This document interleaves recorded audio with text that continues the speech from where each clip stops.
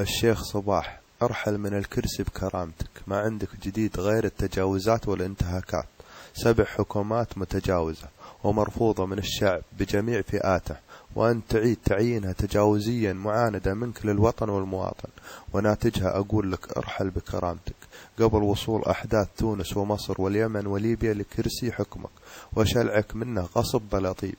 الشيخ صباح، الشعب كله يتوعدك أنت وحكوماتك ال7، وفي توعدك قال ما حصل للميموني والوسمي راح يحصل لك وحكوماتك بعد سقوط السلطة الظالمة.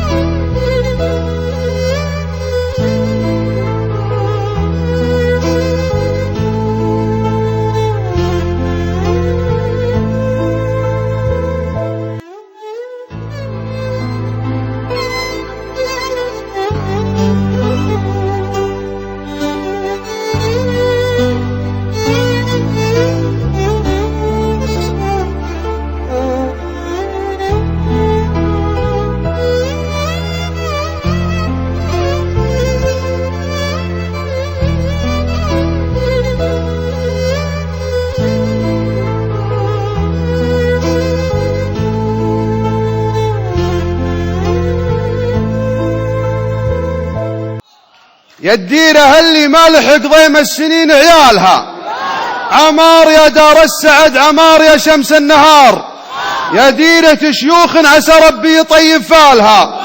آل الصباح رموز دولتنا ورمز الافتخار، لهم مكانة في قلوب الشعب محدنا لها. وتبقى يا ابو ناصر امير وحاكم وصاحب قرار، رغما على انف السنين القاسية واهوالها. أثلجت صدر الشعب يا الحر الكريم ابن الحرار، بعد ما جددت الثقة في رمز من أبطالها. الشيخ ناصر والكبيرة مالها غير الكبار، الليل يا زادت حمول الشعب متنا شالها. شجاعة وهيبة وطيبة قلب واسلوب ووقار، مواقف ويمنا كريمة ما انحصر افعالها. رئيس ناجح والكلام اللي على شخصه يثار، ما هو صحيح وكلنا في وجه من هو قالها. شافوا نجاحاته تبشر بالسعد والازدهار، ويبونها تفشل لكن فل الله ولا فالها. معك يا ابو صباح وقودها للازدهار، حتى تطيح نفوس ذلك بشر اعمالها.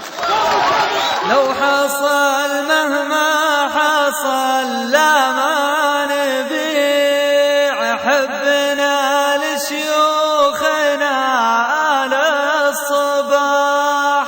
لو حصل مهما حصل لا ما نبيع حبنا لشيوخنا آل الصباح.